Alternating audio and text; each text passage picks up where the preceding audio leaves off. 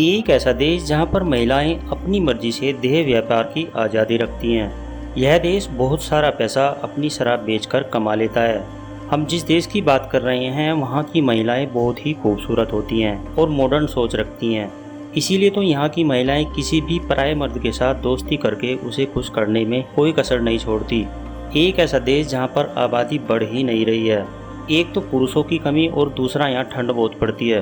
दोस्तों, आज हम एक ऐसे देश के बारे में बात करने वाले हैं जिसे दुनिया का सबसे अच्छा हनीमून डेस्टिनेशन घोषित कर दिया गया है।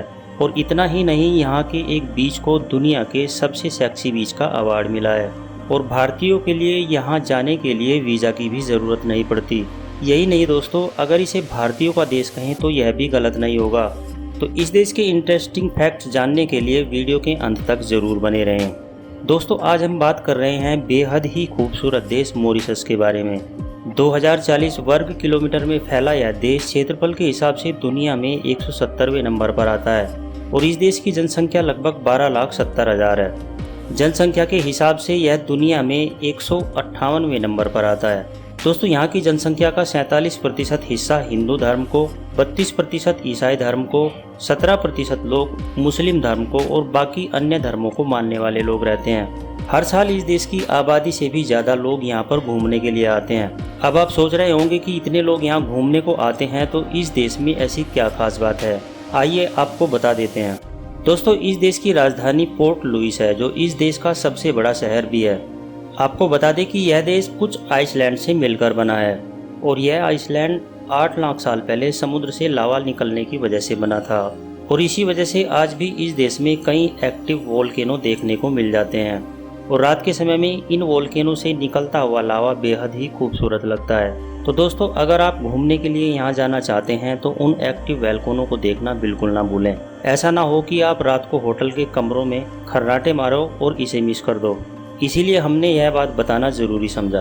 दोस्तों, इस देश को मिनी इंडिया भी कहा जाता है क्योंकि इस देश में आधे से ज़्यादा लोग भारतीय हैं। अब आप सोच रहे होंगे इस देश में भारतीय कैसे पहुँचे, तो चलिए आपको बता देते हैं। लगभग सन 1810 में मॉरिशस पर ब्रिटिश लोगों का राज था। उस वक्त इस देश की अर्थव्यवस्था कृषि पर निर्भर थी, इसीलिए गन्ने के खेतों में काम करने के लिए बड़ी संख्या में भारत से मजदूरों को लाया गया। हालांकि 1968 में यह देश आज़ाद हो गया, लेकिन इसके बाद भी भारत से गए हुए मजदूर वहीं पर बस गए। दोस्तों, यहाँ भारतीयों की संख्या ज़्यादा होने के कारण आपको भारत की यहाँ पर छवि देखने को मिल जाएगी। अगर आप घूमने जाएंगे तो आपको हमारे उत्तर प्रदेश की तरह हरे भरे गन्ने के खेत यहाँ देखने को मिल जाएंगे। दोस्तों, यह देश दुनिया के उन गिने चुने देशों में से एक है जिनका नाम किसी इंसान के नाम पर रखा गया है। इस देश का नाम डच लोगों ने प्रिंस मॉरिशस देन माउस के नाम पर 17वीं शताब्दी में रखा था। यह देश वैसे तो कई द्वीपों से मिलकर बना है, लेकिन यहाँ इंटरेस्टिंग फैक्ट ये है कि मॉरिशस चागोस द्वीप समूह पर अपना अधिकार बताता है, लेकिन ब्रिटेन का इस पर आज भी कब्जा है।